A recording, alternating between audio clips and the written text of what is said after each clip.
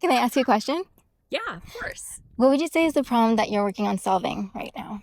I would say it's more of an opportunity than a problem, but Hmm. I noticed that in grocery stores, they have two types of cookie dough. There's either the down home, cheap brands with cheap ingredients, a lot of preservatives, or else they're the dietary brands. And the dietary brands are gluten-free and vegan, and I just want a really delicious cookie. I love that. Nice. Thank Can you. I get a photo of you right here? Yes, of Okay, course. I'm gonna get a little bit further back. Stay right there. What would you say is one of the biggest challenges that you faced when you were starting out? It's the same challenge I'm facing now, which is just getting the word out and getting people to try it.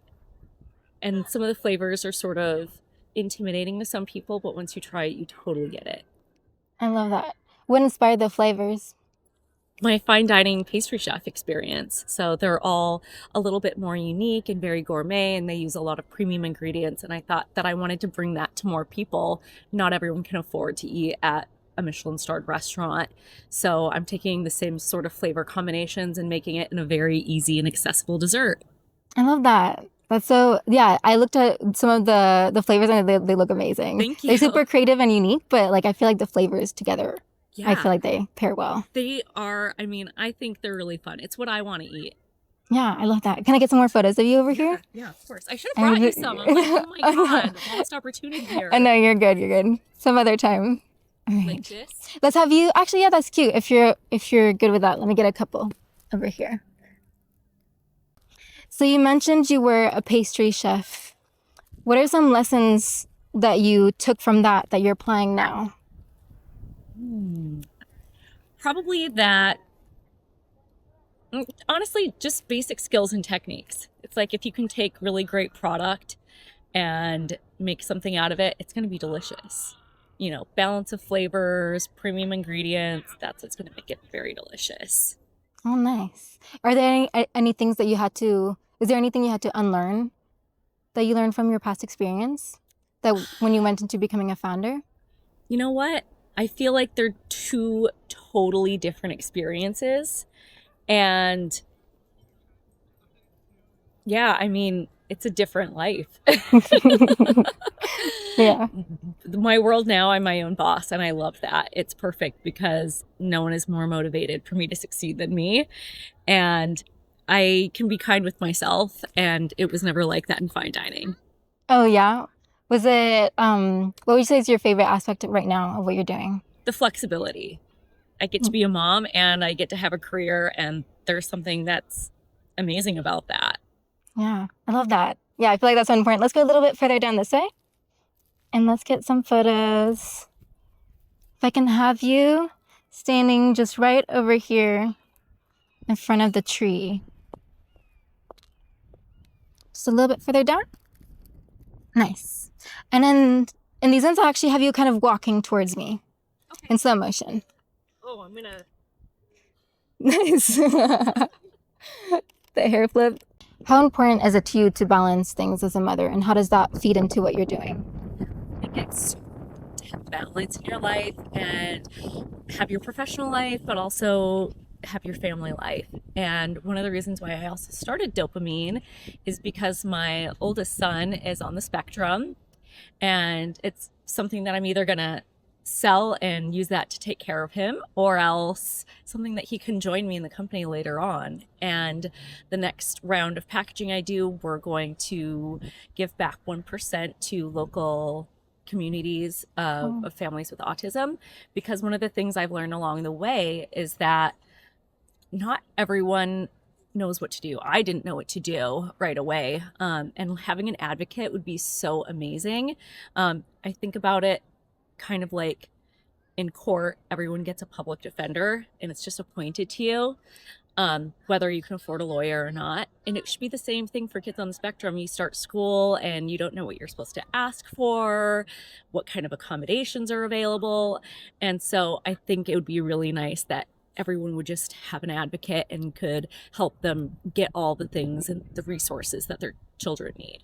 That's so amazing. Yeah, I feel like that's so important. It is important, yeah, and I feel like it's heavily overlooked right now.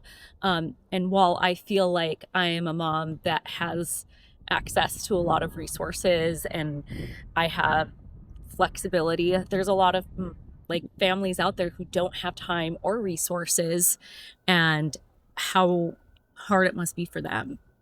Yeah. Yeah, I can see it's important to you. It is.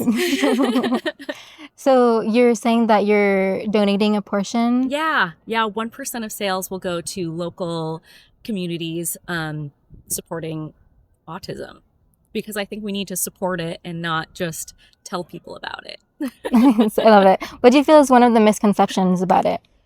I feel like when people see my son, they're like, what? He looks totally normal. And yeah, what do you think autism looks like? But it's very interesting is I feel like everyone has a different idea of what autism looks like. Yeah, that's beautiful. Thank you. Nice. Let me get a couple photos of you just right over here by these flowers. Nice. Let me get further back.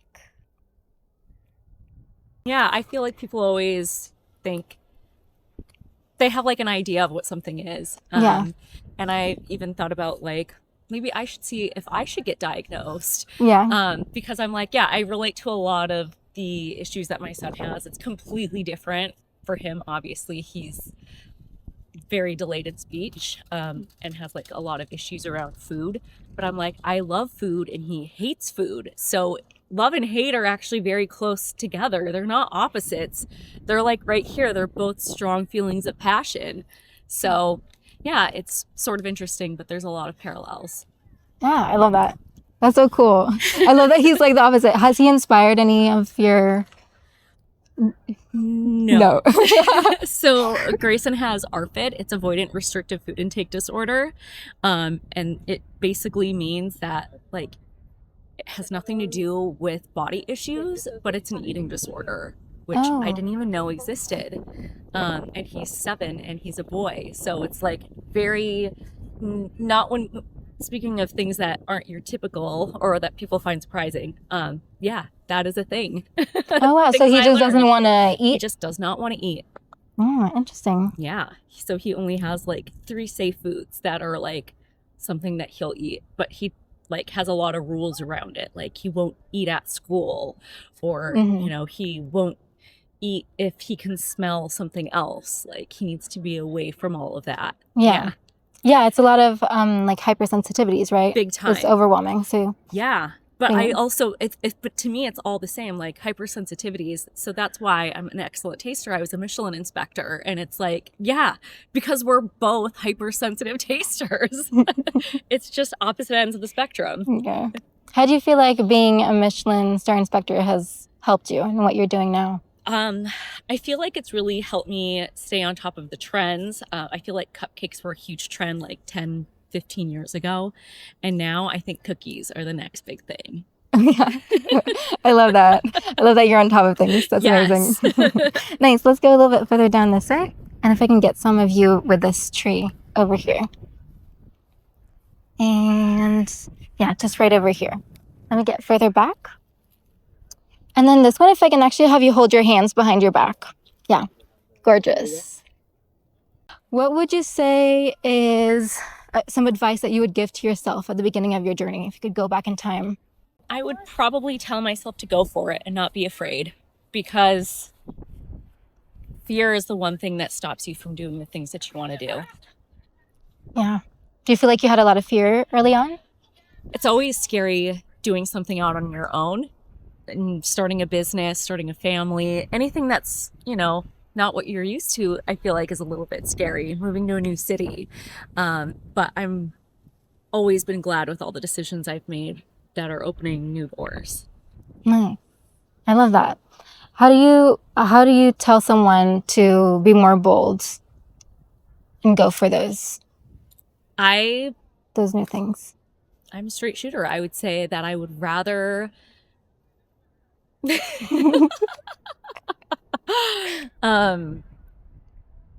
look, sometimes it's hard to do things and people are always worried about being cringe, but I would rather be cringe than a coward.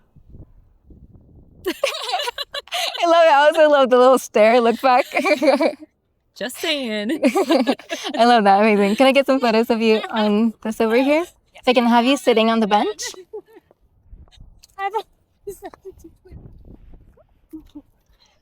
What is something that you do behind the scenes that most people don't know, but actually makes a huge difference in your success? Honestly, it's about doing all the things. People always think that everything just comes to them, but it's like, no, you have to, you literally, I've done everything myself, and I never do anything that I would want somebody else to do that I haven't done myself. So anytime I was a pastry chef, I did anything that I wanted anyone underneath me to do, I would do. So I know how long it takes, how to do it efficiently, and then I can train them to do it. And I would never ask too much of anyone. And, you know, there's a lot of not fun things about being a business owner. I do my own demos. I constantly get people that are like, there's sugar in this. And I'm always like, okay, yeah, you could just say no, thank you. But yeah, I do everything. So it's all about having grit. I love that. That's really important. Let's have you go a little bit further down over here. And I'll get some photos of you right here. What would you say, how do you go about like keeping thick skin? Oh, that's easy. As the daughter of an immigrant, I think I was born with a thick skin. And then after many years of working for Gordon Ramsay and other fine dining kitchens, a master chef in France, it's just like, it's about as thick as it can possibly be. What is the biggest lesson you learned from working with Gordon Ramsay, would you say? It's kind of an opposite lesson, really. I missed my brother's wedding, and I always felt really guilty about that. And now I look back at that and I sort of realize that that job wasn't the most important thing. Being there was the most important thing, and I missed out on that.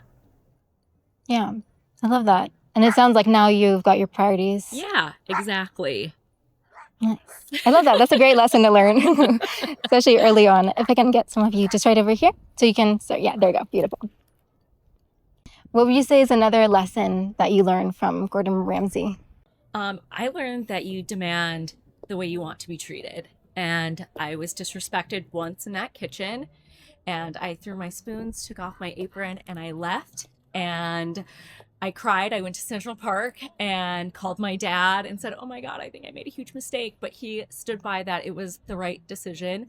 And by the time I got back to my apartment, I had a voicemail saying that it took 3 people to finish the work that I was doing, and that come back to work tomorrow and we'll pretend none of this ever happened, and they're sorry.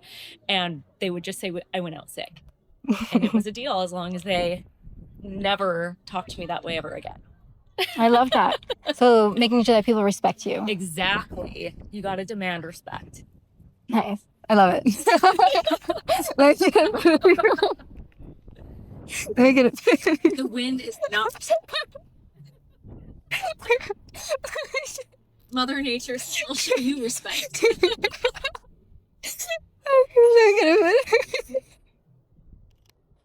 Beautiful. What would you say is your deeper why? My deeper why is that I want to make people happy. That's the whole idea behind dopamine. It's what makes you feel happy and good. And it's what makes me feel good, and people like cookies, and in the end it's going to do something good by giving back 1%. I love that. Nice. Let me get some last shots here, and then I think we're good. Okay, awesome. And